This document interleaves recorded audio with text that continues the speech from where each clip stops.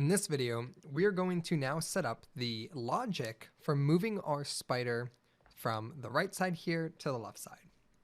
Now, up until this point, everything has been identical to everything that we've done with the moss giant, including even this movement system.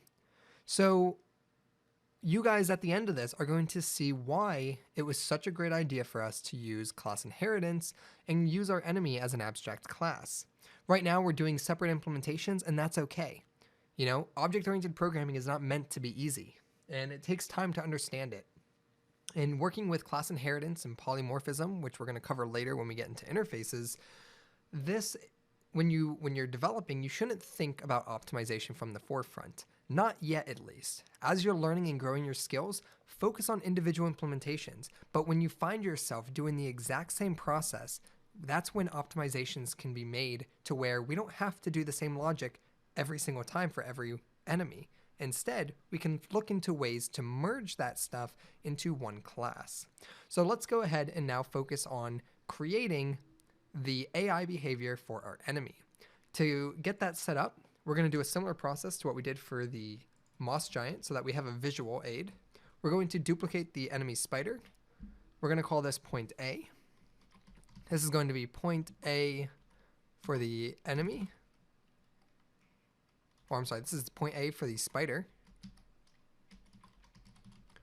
And then we're going to duplicate it again, and we're going to call this point B spider.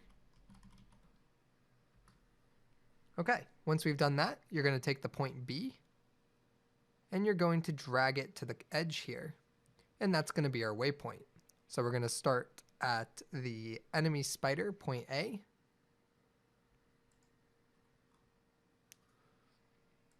And I thought I duplicated that already. I guess I did not. And let's call this enemy spider, point B. So point A spider. Okay, so here we go. We have our enemy spider, which is our original one. Then we have our point A spider and our point B. What we want to do now is you want to remove all of the sprite components so that they're just transform positions. So now we have point A and point B. So one of the things I want to do here is I want to take our point A and our enemy and I want to scoot it back just a bit. Let's move it about right here so that it's on negative 49.12.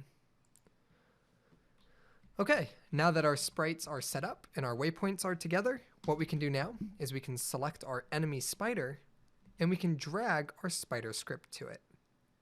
From here, our spider will have a speed of 2. And let's go ahead and assign point A and point B. Point A, point B.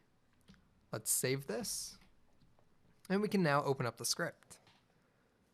From here, we want to just clean up a few things. We want to make sure that we're not calling our attack methods anymore. So inside here, inside our moss giant, make sure we're not doing that in void start, as well as in spider. Let's go ahead and clean this up. We're not doing any of this anymore. Okay, so save this. And in the next video, we're going to work on the implementation.